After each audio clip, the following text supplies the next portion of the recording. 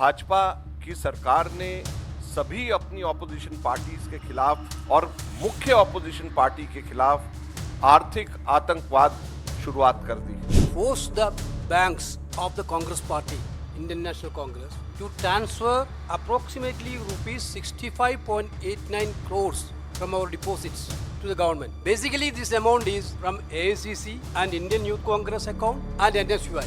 Unlike BJP, we got this money from ordinary workers of the party. हमारे 65.88 करोड़ 65.88 करोड़ के ऊपर परसों भाजपा की सरकार इनकम टैक्स अथॉरिटीज ने डाका डाल करके हमारे पार्टी के कार्यकर्ताओं के पैसे जो उन्होंने अपनी स्वेच्छा से हमारे को मेंबरशिप के माध्यम से एनएसयूआई के स्टूडेंट्स ने अपनी जेब खर्ची काट करके मेंबरशिप के माध्यम से क्राउड फंडिंग जिसका 95% 100 रुपए से कम हम लोगों के पास में आया था, वो पैसा हम लोगों के बैंक अकाउंट में जो जमा था उस पे डाका डाल करके चोरी करके वो पैसा मोदी सरकार अपने पास में लेकर के चली गई। इनकम टैक्स के ऑफिसर्स बैंक में जा करके एक बैंक के ब्रांच में जा करके वहां पर धमकी दे करके मैनेजर्स को कि ये पैसा हम आपसे पर्सनली वसूल करेंगे अगर आपने हमारे को नहीं दिया, ऐसा कह करके उन्होंने 5 बैंक्स के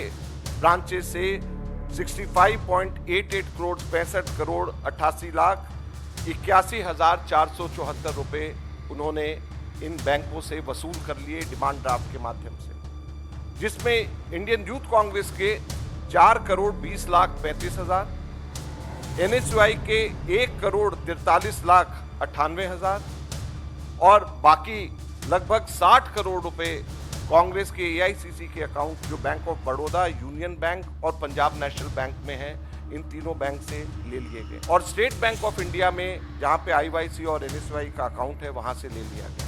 आप लोगों को मैं बताना चाहूंगा कि पॉलिटिकल पार्टीज इनकम टैक्स से एग्जेम्प्टेड होती हैं। जहां तक के इंडिविजुअल्स की बात है, मुझे पता चला है कि हमारे इनकम टैक्स डिपार्टमेंट्स और इवन फाइनेंस मिनिस्टर ने भी डीब्रीफिंग के दौरान कहा कि इनकम टैक्स तो देना पड़ेगा, हम भी देते हैं, हम सब लोग इनकम टैक्स देते हैं, खरगे जी भी इनकम टैक्स देते हैं, राहुल जी भी इनकम टैक्स देते हैं, हम सब इंडिविजुअल्स इनकम टैक्स देते हैं, लेकिन पॉलिटिकल पार्टी इनकम टैक्स नहीं देती।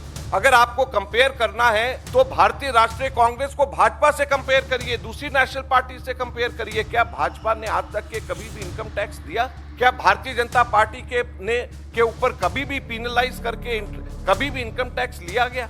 हम लोगों के पास में जो पैसा आता है, ये पैसा हमारी देश के राजनीति के लिए, डेमोक्रेसी को जिंदा रखने के लिए वो पैसा खर्च किया जाता है। ये इनकम नहीं है, कोई किसी की इनकम नहीं हो रही है, इसलिए पॉलिटिकल पार्टीज को हमेशा इनकम टैक्स से अलग रखा जाता है। हमेशा पॉलिटिकल पार्टीज इसी वजह से इनकम टैक्स एग्जेम्प्टेड होती हैं। हमेशा भारतीय जनता पार्टी ने आज तक कभी भी पेनल्टी नहीं दी, भारतीय जनता पार्टी ने आज तक कभी भी इनकम टैक्स नहीं दिया, तो फिर कांग्रेस से क्यों मांगा जा रहा है?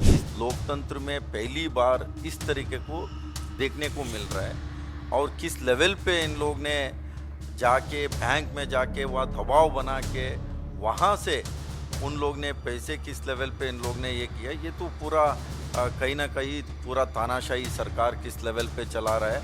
आपको याद होगा कि उत्तर प्रदेश के विधानसभा चुनाव के ठीक 1.5 महीने पहले नोटबंदी की घोषणा। ये नोटबंदी का संदर्भ क्या था? नोटबंदी का एक ही मकसद था कि सारी पार्टियों को उत्तर प्रदेश के विधानसभा चुनाव न लड़नी आ जाए, और ऐसे ही 2024 के लोकसभा चुनाव के पहले प्रमुख विपक्ष पार्टी के खिलाफ ये कर आतंकवादी हमला हुआ है।